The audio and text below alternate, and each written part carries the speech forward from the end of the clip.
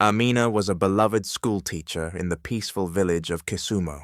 Every morning, she walked through the dusty paths with her bright smile, greeting neighbors and carrying a basket of books. The children adored her, and the elders often said her heart was made of gold.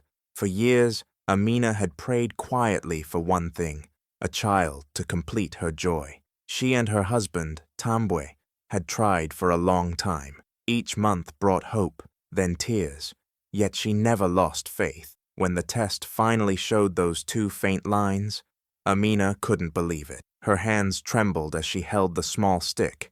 A wave of joy and gratitude washed over her. She dropped to her knees and whispered a prayer, her eyes filling with tears. She imagined little feet running across their compound, a baby laughing in her arms, the lullabies she would sing at night.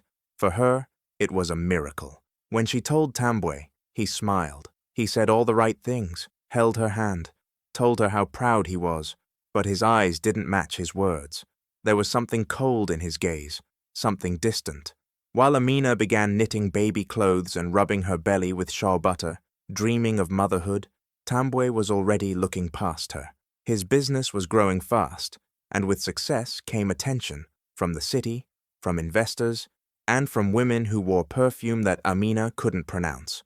He pretended to be happy, but in truth, Tambwe saw the baby as a burden, a delay to the life he thought he deserved. And though Amina glowed with love and hope, she didn't yet know that the man she trusted was already drifting away, quietly planning a betrayal she never saw coming. Amina had reached her 5th month of pregnancy, and her heart was full. Every kick she felt, every flutter inside her belly, made her smile wider. She had even started talking to the baby, calling it my little miracle. That evening, she wanted to surprise Tambwe with a special dinner. He had just closed a big business deal, and though he barely spoke to her anymore, Amina hoped a warm meal might bring him closer again, just like old times. She went to the market early, walking under the hot sun, carrying heavy bags filled with goat meat, yams, spices, and fresh vegetables. Her feet ached, her back was sore, but she pushed through, determined to make everything perfect. At home, she chopped, stirred, and cleaned non-stop. She sang soft songs as the pot bubbled over the fire, wiping sweat from her brow as she arranged the table with flowers. But no one noticed how pale she had grown. Her breath had become shallow. Her legs wobbled beneath her, but she kept going. Just as she lit the final lantern outside, her vision blurred. She clutched her belly with one hand and the edge of the table with the other. Then, without a sound, Amina collapsed onto the ground. Neighbors rushed in moments later, screaming for help. She was rushed to the clinic, but it was too late. The baby was gone. The woman who had waited so long, who had given everything, now lay still in a hospital bed, her arms empty. Tambwe didn't cry. He didn't even ask what happened. He simply stood there checking his phone, already thinking about his next meeting. And Amina, crushed with sorrow, realized she had lost more than just her child that night. She had lost the man she thought she knew. Amina sat quietly on the edge of their bed, her arms wrapped around her empty stomach. The silence in the house felt heavier than ever. Every sound, every tick of the clock reminded her of what she had lost. She thought Tambwe would hold her, whisper that it wasn't her fault, that they could try again when the time was right.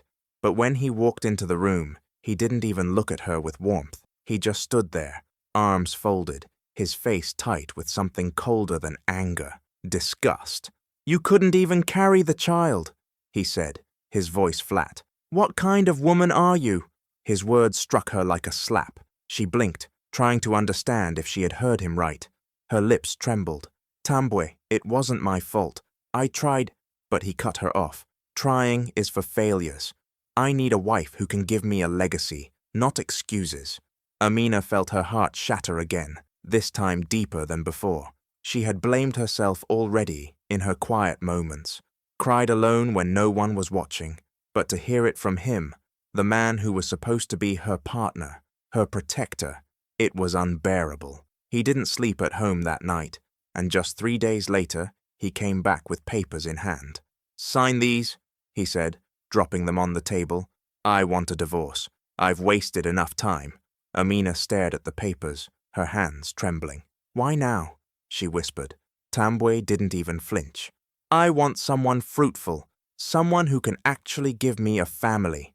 And with that, he turned and walked out, leaving Amina alone, not just heartbroken, but discarded like she was never enough. With hands shaking and eyes swollen from days of crying, Amina stared at the divorce papers Tambwe had left on the table, the same table where she had once served him meals with love. Her heart was too broken to fight. She didn't have the strength to ask why again. She just picked up the pen, signed her name with quiet dignity, and walked away from the home they had built together, the home where her dreams had died. She packed her clothes into an old suitcase, folded the baby clothes she had once knitted, and placed them gently in a small box. As she stepped out the door, she didn't look back. There was nothing left to see, only memories that now felt like dust. Her neighbor, Mama Sifa, watched her leave and tried to hold back tears.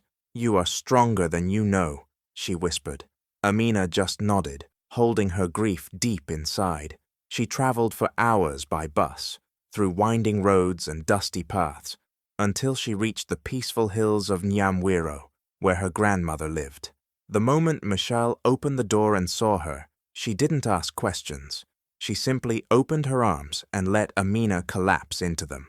For the first time in weeks, Amina felt safe. Nyamwiro was quiet, surrounded by green hills and warm sun. Birds sang in the morning, and the air smelled of wildflowers and firewood. Her grandmother's small home was simple, but full of love. Amina began to heal, slowly, with every cup of herbal tea, every story by the fireplace, and every soft word from the woman who had raised her. Though her heart still ached, she started to breathe again. She didn't know it yet, but this peaceful place would become the soil where something new would begin to grow.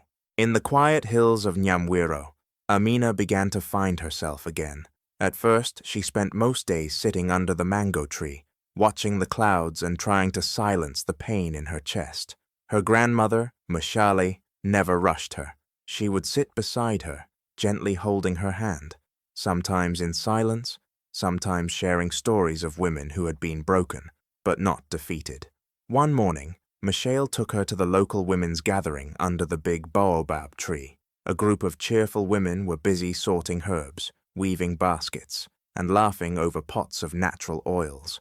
They welcomed Amina warmly, offering her roasted maize and a place to sit. At first, she just watched, but day by day they gave her small tasks, grinding herbs, plaiting threads, mixing shea butter with scents from the hills. Amina's fingers, once stiff with sorrow, began to move with purpose again. Her mind, once full of grief, found peace in creating. She had always loved natural healing and teaching. Now she saw a chance to blend both. With encouragement from the women, she started organizing their skills, teaching better packaging, helping write labels, and even showing them simple bookkeeping. They decided to form a women's cooperative, something official and empowering. Amina led the way, naming it Nguvu ya Mama, a mother's strength. They made herbal soaps, healing oils, woven bags, and jewelry from seeds and beads. Orders began to come in from nearby towns. They even sent a package to the city. For the first time in a long while, Amina woke up with excitement. She smiled again, not just with her lips, but from deep within. The woman who had been broken was rising, not just for herself, but for every woman who had ever been told she wasn't enough. Back in the city, Tambwe wasted no time moving on. Just weeks after divorcing Amina, he married Zuleika, a glamorous woman from the city who always wore designer clothes and spoke with a sharp, sweet tongue. She was everything Amina wasn't, at least on the outside. Tall, flashy, and always ready for the next party, Zuleika made Tambwe feel important. He paraded her around like a trophy, showing her off at business dinners and social events. But behind the filtered selfies and expensive perfume, Zuleika had her own plans. She was never interested in love, only lifestyle, and Tambwe, blinded by pride and desire, couldn't see it. He handed her cards with no limits, shared access to his company accounts, and even introduced her to his business partner, Kito, trusting them both far too much. While Tambwe was busy chasing more deals, Zuleika and Kito were making secret plans. They whispered behind his back, forged documents, and slowly moved money from his company into hidden accounts. By the time Tambwe noticed something was off, it was too late. One morning, he woke up to an empty house. Zuleika was gone. So was Kito. So was half his company's money. His calls went unanswered. His employees started quitting. The bank froze his accounts. He stood in his once busy office, now quiet and cold, realizing the woman he chose over Amina had destroyed everything he had built. People whispered. The same people who once envied him now shook their heads with pity. Tambwe, the proud man who mocked his wife in her pain, was now alone, betrayed, and broke. And in the hills of Nyamwiro, far from the noise of the city, Amina's name was being spoken with honor, while Tambwe's name had become a warning. As if losing his wife and business partner wasn't enough, Tambwe's troubles grew worse. Soon, the government began investigating shady transactions linked to his company. Officials found forged signatures, fake invoices, and missing funds that pointed back to accounts opened under his name. Even though it was Zuleika and Kito who had done it all, Tambwe had signed off on many deals blindly, too proud to double-check anything. Now it was all crashing down. One afternoon, men in dark suits came to his office and handed him a court summons. The newspapers got hold of the story, and within days, headlines read, "Prominent businessman Tambwe Mbele under investigation for fraud." His face, once admired in glossy business magazines, was now plastered across scandal reports. Former clients pulled out, investors vanished, and his name was whispered like a bad omen. The bank froze all his accounts. His car was repossessed. His office lease was cancelled. Even the apartment he had bought with Zuleika's name on the papers was gone. People he once called friends stopped answering his calls. He tried to explain, tried to tell the truth, that he had been tricked, but no one wanted to hear it. In their eyes, Tambwe wasn't just a failed businessman. He was a liar, a fool, and a disgrace. He stood outside the courthouse in a wrinkled suit, cameras flashing in his face, reporters shouting questions. For the first time in his life, Tambwe had no answers.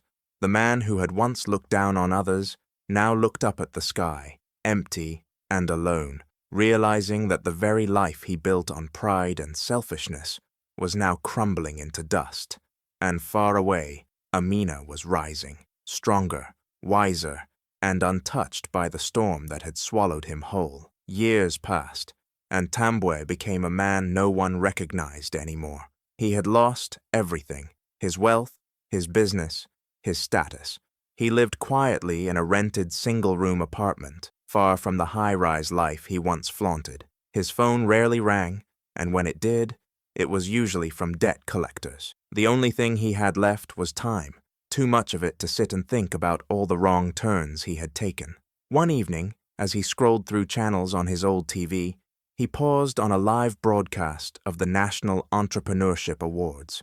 The hall was full of dignitaries, applause, and bright lights. And then he saw her, Amina. She walked across the grand stage in a beautiful Ankara gown, glowing with grace and confidence.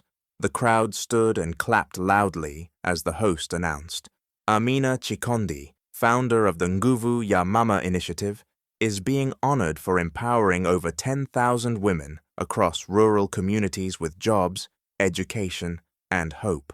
Tambwe's heart stopped. She looked so different, yet the same gentle eyes, but now filled with power, the same soft smile, but now shining with pride. He leaned closer to the screen, barely breathing, watching her receive her award with tears in her eyes.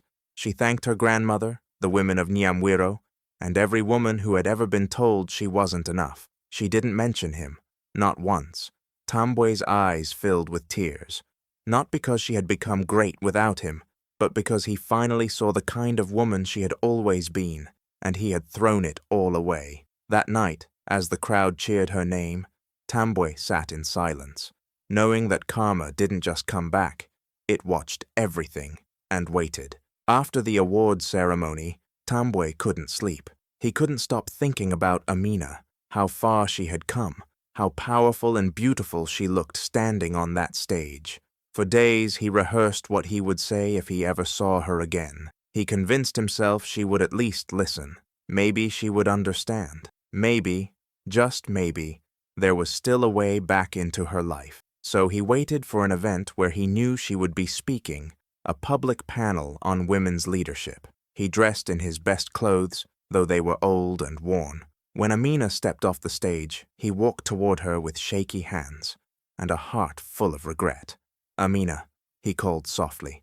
She turned, and for a second, their eyes met. The world felt still. Tambwe tried to smile. "I've watched everything you've done. I'm proud of you. I was a fool. I didn't see your worth back then. I wanted to say I'm sorry. Maybe we can talk sometime. Maybe we can start over." Amina looked at him quietly. She wasn't angry, she wasn't bitter, but there was a calm strength in her that wrapped around her like armor. She smiled gently and said, "Tambwe, you divorced a woman. I became a force." That was all. Then she walked away, surrounded by young women who looked up to her like a queen. Tambwe stood there, speechless, holding nothing but his old pain. For the first time he understood. Amina didn't just survive what he did to her. She rose above it. She didn't need revenge. Her success was enough, and her words echoed in his soul like thunder in an empty valley. Back in Kisumo, where Amina's journey began, she decided to give back in a way that touched the heart of every woman who had ever felt broken or forgotten. With the success of her businesses and the support of the community, she opened a new training center right in the village, a place where women could come to learn skills, find support, and rebuild their lives with dignity. The center was more than just bricks and mortar. It was a safe haven filled with laughter, hope, and the quiet strength of women who had endured pain but refused to be defined by it. Amina named it Misichana wa Moyo, which means girl of the heart in their language. She dedicated it especially to women who had suffered in silence, those who faced heartbreak, loss, or betrayal, but found the courage to rise again. At the opening ceremony, Amina spoke softly but powerfully. She didn't speak of hate or revenge. Instead, she talked about healing, forgiveness, and the power of community. She shared her own story, not to evoke pity, but to inspire change. Women from all over the region came to join the cooperative, attend classes, and find a sisterhood that lifted them up. The center offered everything from craft making and herbal medicine training to financial literacy and emotional counseling. Amina believed that healing was not just about fixing what was broken, but building something new from the pieces. Her vision was clear: to create a future where women could stand tall, support one another, and rewrite their own stories.